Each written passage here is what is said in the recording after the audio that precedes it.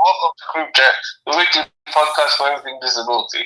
Today I have with me Jonathan Shar, Ibby, myself, David D, and the treasurer of PWDA, Presley. Alright, thank you, David. So yeah, please like and share. And hello, everyone. Welcome to CripChat, your weekly podcast for everything disability. Welcome, Presley. How's it going? How are you? Hi, it's Presley here. Presley, tell us a bit about yourself and your role at PWDA. I got co-opted with PWDA back in March of last year. I'm one of the board members. I'm one of the executive directors.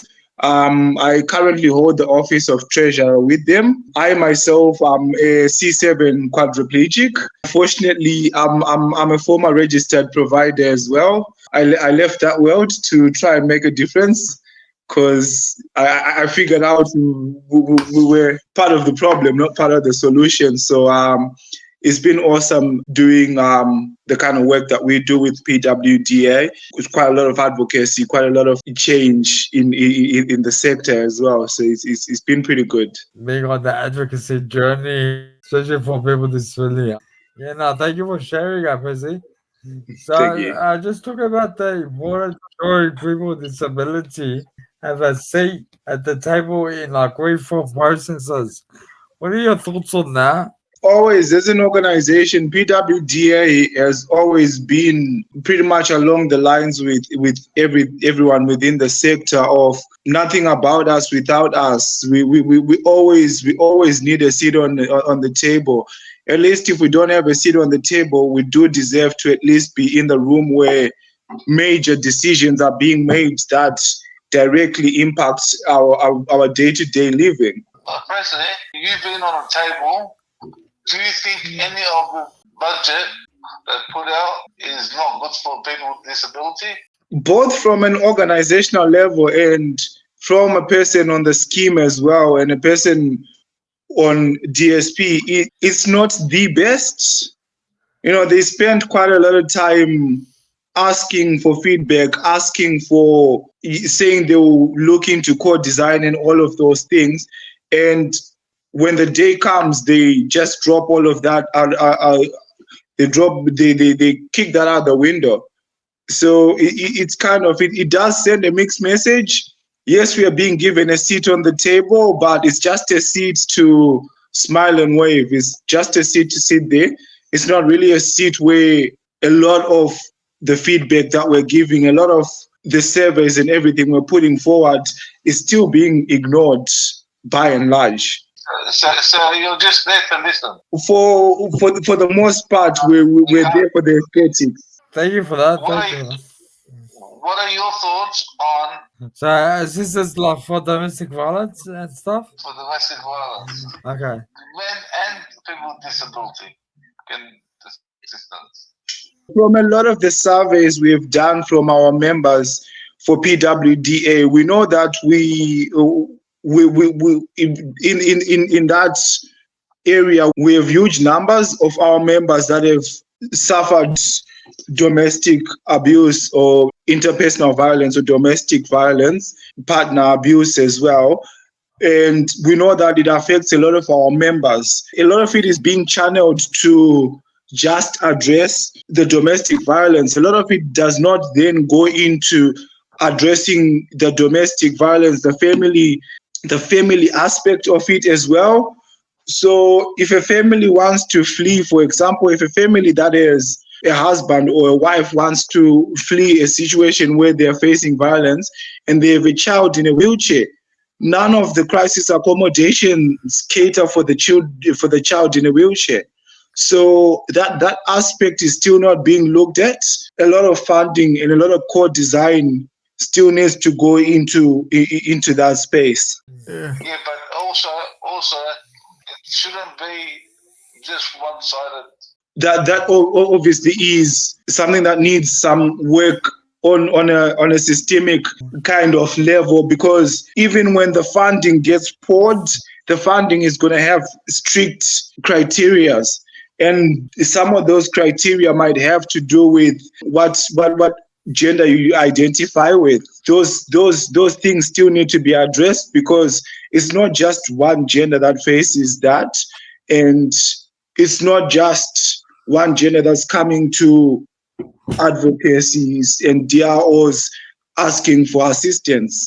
So that's something that needs to be set down and be talked about at length. No, it's good that you asked the question, David, and yeah, thank you for your response, Presley. Also, let's focus now on meeting basic needs and housing access. In terms of looking at the budget provisions and addressing the cost of living crisis faced by people with disability. Yes. So how are the people at PWDA addressing this? We're still looking into it, but President Maraiki was on the ABC, and it's in somewhat in a roundabout kind of way. We're being given with the left hand, and it's being taken with the right hand. So if we don't get an increase on DSP, and we are acknowledging in the budget that it's currently a very competitive rental market at the moment, then the two do not tally, because all this housing that you're going to build and all of that, it's number one being built in things like apartment blocks where access is just not being taken into consideration at all. It's being built far away from medical centers. It's being built far away from the infrastructure that people require. There's not a lot of it. Have for people with wheelchairs. Yeah, no, it's a good point, David. So yeah, the infrastructure, you gotta also take into consideration people that are, wheelchair users. Make it accessible for everyone. But anyway, when we talk about enhancing the quality and safeguards, in regards to the overview of the NDIS review's recommendations for expanding the remit of the NDIS Quality and Safeguards Commission. So what are your thoughts on that? There need to be a good separation, because right now what's happening is the quality and safeguards still work for the NDIA. So whenever we have that, we do have a lot of issues where one parent writes the paper, the child takes the exam, they fail, you complain about it, and the father, the other parent, fixes the problem. It's all within one organization. There needs to be good separation.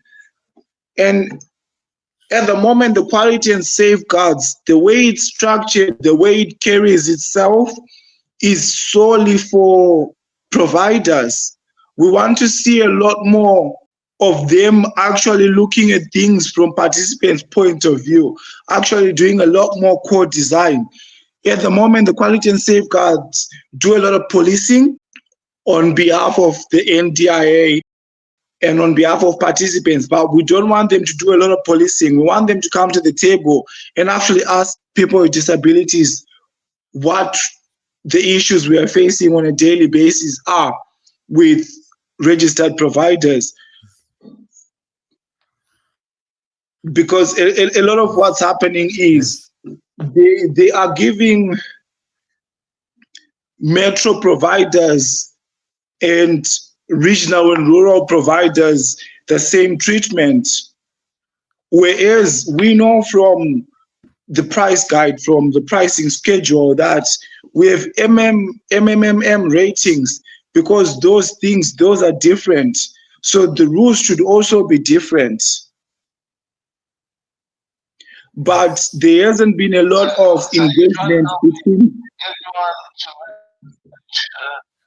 should be treated differently, because everyone's got a different disability, and you can't put all in one category. It's not. It can't fall in one bucket. Yeah. But what we want to do is we want to see a lot more of the quality and safeguards being able to go, okay, if I'm having an issue with a provider and I'm having an issue with an internal review, to be able to have a third party in there that we can throw in. And we want to see something from the quality and safeguards in that space. We want to actually see them engaging with DROs. People overlook everything, and there's checkpoints where this person is they're not being treated the way they need to be treated.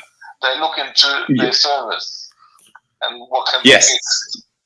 Because exactly. at the moment, whilst they're redesigning it, one of the things that I would like to see personally would be them actually not waiting to investigate only critical incidences, because there's a lot of times where there's five things being reported about a provider by 5 different participants, but they have a risk matrix that they work on. If that doesn't too high on their risk matrix, they ignore that. They want to wait until someone has been put in hospital, or God forbid someone has passed away, before they go to action. We want to see if it's being funded more. We definitely want to walk away from that.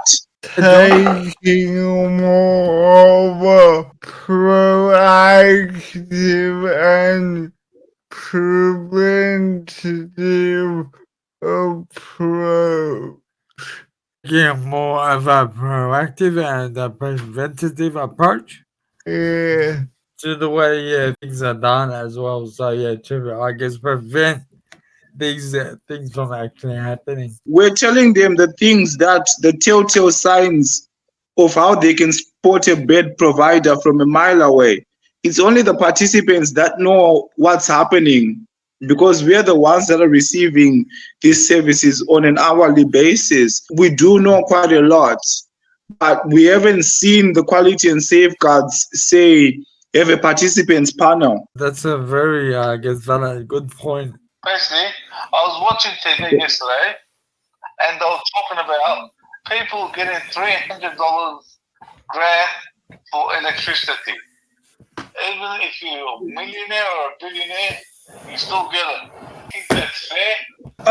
Not at all. Again, so what happens is these are the issues that create an us and them situation where grants during COVID, we had to fill out paperwork, we had to submit something and show our incomes and all of that.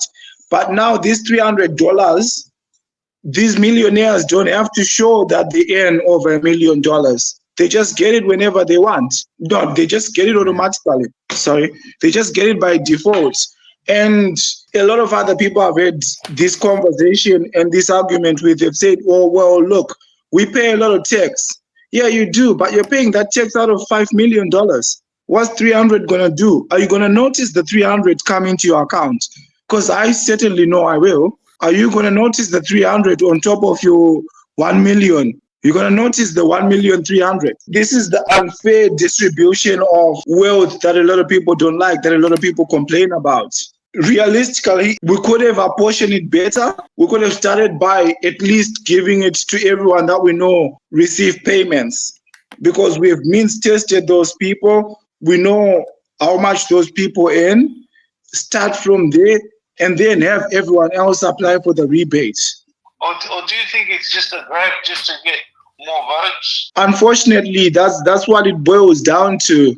It's a voting thing, because every solution that I can come up with to make sure that someone who's a millionaire isn't being nagged by the SMS from MyGov to say they need to log into their MyGov. I don't even know if millionaires have MyGov or not.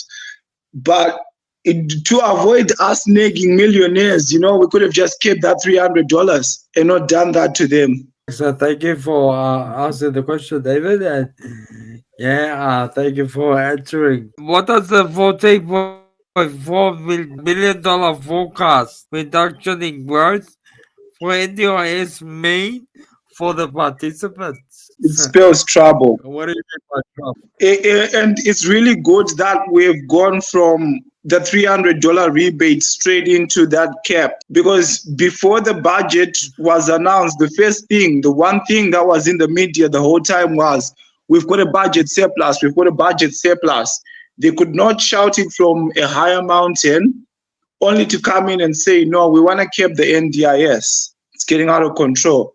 Well, but you've got a budget surplus, don't you? You haven't increased DSP. You haven't done much to get us housing. You want to go back into putting people into shared homes. You want to regress and renege on your promises and cancel. And you essentially, what that does is that's a start to canceling the NDIS.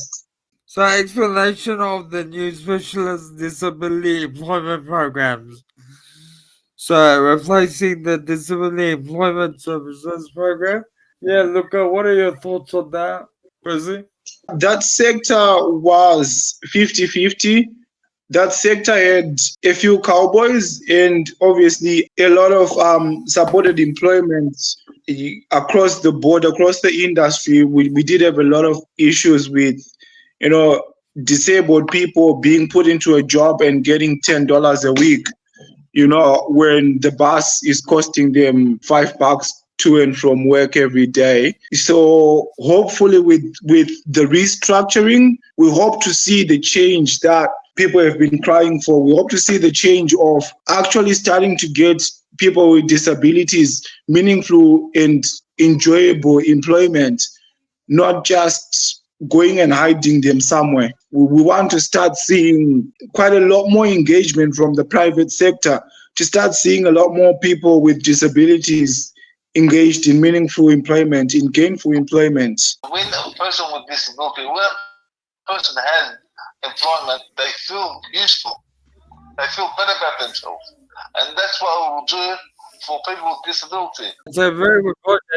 It builds meaningful relationship. You engage with your community. You build more supports. You enlarge your circle. It ticks quite a lot of boxes when it's done properly. Thank you for that. In terms of reviewing the budget measures and increasing housing accessibility and affordability, so discuss on the impact of rising costs of living on both individuals and with disabilities, and the need for more affordable housing. It's another point of contention with the budget wanting to be kept, because as we have seen so far, one of the areas that the NDIA really wants to tighten on the budget is accommodation. So SDAs and your CEOs, they really want to clamp down on that.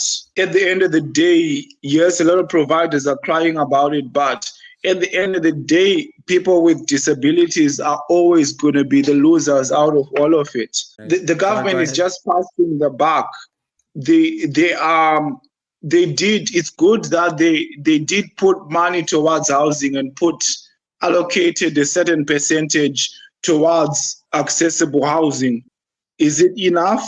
What's going to be the criteria? Where are these houses going to be built? If they do build new houses, wouldn't it be harder for someone with disability to move to somewhere away from their relatives and the people they know? That is the $1 million question of, where are these houses going to be built? Are they going to be near my supports? Are they going to be near my job? Are they going to be near my family? Are they going to be near my favorite river to go fishing? Or will I have to move across the state? I'll either move across the state to get to the housing, or I'm homeless. And surely you don't want that, because it just provides isolation. Thank you very much, Presley, for that. So, just provide us a summary of the key takeaways from the analysis of the Australian federal budget's impact on disability initiatives. On a day-to-day basis, we didn't score a lot of wins. What we were hoping for, what we're going for, is the budget taking into consideration the NDIS review and the Royal Commission, and fusing all of those findings and funding it accordingly. But coming out and putting a cap on it just means it's a rinse and repeat cycle. We're going to need another royal commission. Once there's a cap on how much the scheme can spend, that's just going to negatively impact people with disabilities, because that's when plans start getting cut with no good reasons. That's when more people start having to go to the AAT. That's when all the difficult things start happening. Yep, yep. It's got good commitments. It's got housing. We received the short end of the stick. People with disabilities didn't come out on top in this budget. Organization, people with disabilities did get a bit of a win. For the longest, 1 in 3 of our members identify as LGBTQTI plus. For the longest of time, we didn't have a body that was combining disabilities with both. So DSS got a bit of funding, and they're gonna go with people with disabilities to be one of the peak bodies in Australia. So that's a bit of a win. It is a far cry though, because if we don't have the crisis accommodation, if we don't have the follow-up services, then a lot of this will fall by the wayside. Thank you very much for that. We did get a bit of the win, but there's still a long way to go in terms of making it more inclusive for people with disability. What's the call for action? Where to from here and continued advocacy and engagement in shaping policies that prioritize the needs of people with disability. That's it. I was saying we're going to be pushing quality and safeguards to go, well, look, we understand your boss is the NDIS, but don't prioritize them. Prioritize participants, because without them, you're not going to exist. So keep that participant engagement the top of the list always. Thank you very much for sharing with us, Presley, and give us a bit of insight into the budget and how it affects people with disability. Thank you very much for having me. But we always welcome back to give us an update on the budget and how it affects people with disability. Definitely. If you have me, I look forward to coming back. It's been a pleasure. Thank you. Thank you for watching CripChat, your weekly podcast on disability. Goodbye for now.